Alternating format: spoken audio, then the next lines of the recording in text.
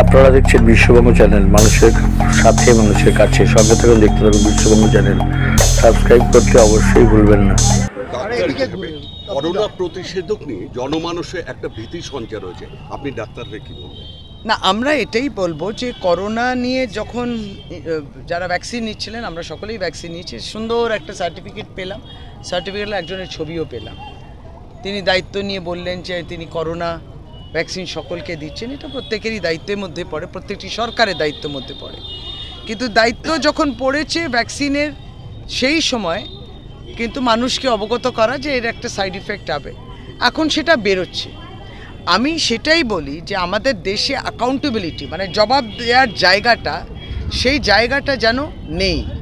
মানুষের উপরে যে কোনো একটা জিনিস চেষ্টা করা যায়, কিন্তু যাই হোক, সেই সময় করোনা ছিল, ভ্যাকসিনের আমরা প্রত্যেকেই নিয়েছি। কিন্তু ভ্যাকসিন নিয়ে অবশ্যই আমরা আগামী দিন এটা স্টাডিটা তো হবে, এইগুলো খুব চট করে কনক্লুশনে আসা যায় না। দেশ বিদেশ থেকে এই স্টাডিটা এখন বেরোলো যে হ্যাঁ, এর মধ্যে এই যে সাইড ইফেক্ট আসছে, এবং এবার সত্যি ভাবতে হবে যে অনেক মানুষের যেগুলো মৃত্যু, কোমরবিডিটি বললাম, তখন কি এটাও ছিল একটা বিষয়। কিন্তু তার মধ্যেও আবার বলি যে করোনাতে যে মৃত্যু ভারতবর্ষে হয়েছে, সেটা কিন্তু পৃথিবীতে অনেক অনেক দেশের সঙ্গে যখন আমরা কম্পেয়ার করি, অনেক বেশি মৃত্যু হয়েছে। এখানে কিন্তু বাংলার বাইরে আমরা দেখেছি যে কিভাবে কোনো ব্যবস্থা ইত্যাদি কিছু ছিল না, কিভাবে অক্সিজেন সিলিন্ডার ছিল না, হসপিটালে কিভাবে অবস্থা ছিল, এবং গঙ্গা দিয়ে দেখলাম যে ডেড বডিগুলো চলে যাচ্ছিল, মানে মৃত্যুর পরেও সে যথার্থ সম্মান পায়নি। ভারতবর্ষে এগুলো দেখেছি, সবটাই মনে রাখতে হবে। সন্দেশখালীতে প্রকাশিত ভিডিও বিজেপি বলছে ফেক। বেকারত্বের কথা, পেট্রোল, ডিজেল, গ্যাসের দাম, কেরোসিনের দামের কথা, বাজারে কেন এত, যেটা ইনফ্লেশন আমরা বলি, মহঙ্গাই, এত দাম কেন? কারা বলবেন কৃষকের সমস্যা নেই? কারা বলবেন যে ভারতবর্ষে কৃষকরা আত্মহত্যা করছেন কেন?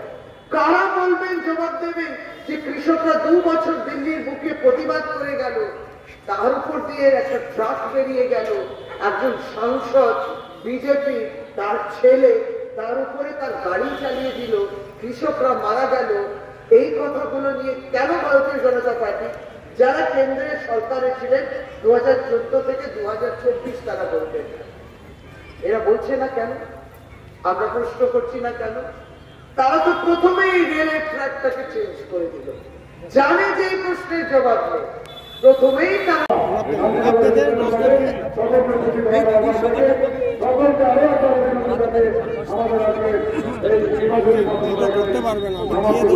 আচ্ছা, ঠিক আছে, পরেরটা তো আমি বলে দেবো।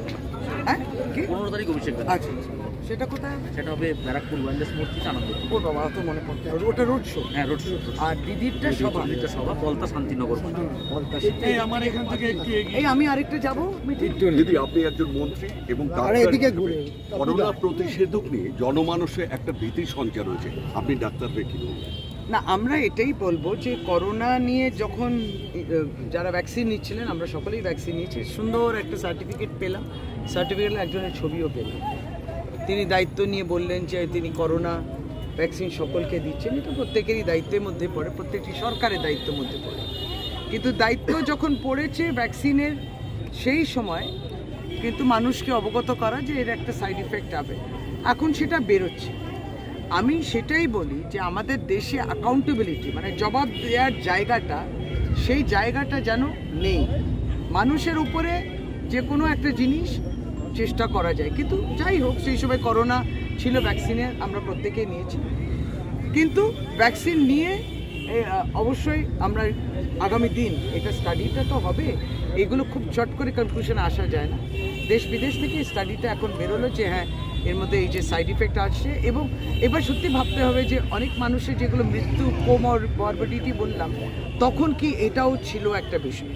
কিন্তু তার মধ্যেও আবার বলি যে করোনাতে যে মৃত্যু ভারতবর্ষে হয়েছে, সেটা কিন্তু পৃথিবীতে অনেক অনেক দেশের সঙ্গে যখন আমরা কম্পেয়ার করি, অনেক বেশি মৃত্যু হয়েছে।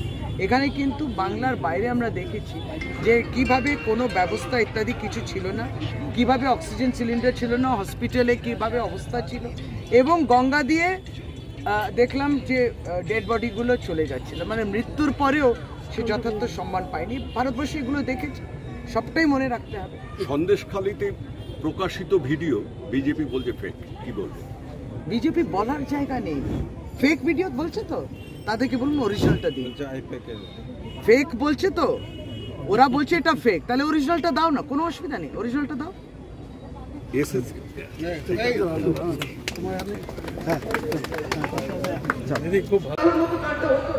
করমন্ডল এক্সপ্রেসে ওরকম কাণ্ডটা হতো না।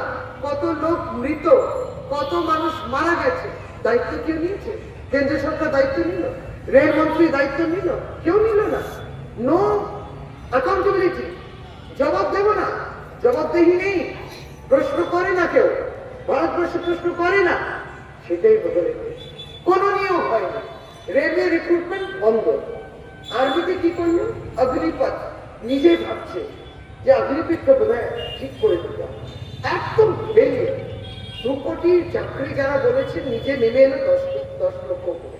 সুতরাং এই প্রশ্ন থাকবে, আজকে দেশের সবচেয়ে বড় সমস্যা এটাই যে ভারতবর্ষ ক্ষুধা দেশ, একটা খেতে পাচ্ছে না। গ্লোবাল হাঙ্গার ইন্ডেক্স আপনি দেখুন, এগুলো সবটাই ধামাচাপা দিয়ে দেবে না। একটা ক্ষুধার্ত দেশ, খেতে পাচ্ছে না মানুষ। এখানে পরিযায়ী শ্রমিকদের সংখ্যা বেড়েছে সারা ভারতবর্ষে। 100 দিনের কাজ বাংলায় বন্ধ করেছে, ভারতবর্ষেও ভালো চলছে না। তারা একসময় গতবারের দিনের কাজের টাকার ক্ষেত্রে বলল 100 দিনে কাজ কেউ করে? রাস্তা বানাবে, পুকুর কাটবে? না না, যাতে উঠা উচিত, মানে নাকি মানুষের সামগ্রিক মানোন্নয়ন হওয়া উচিত, নিশ্চয়ই হওয়া উচিত। সুযোগ দিয়েছে, সুযোগ তারা করেনি।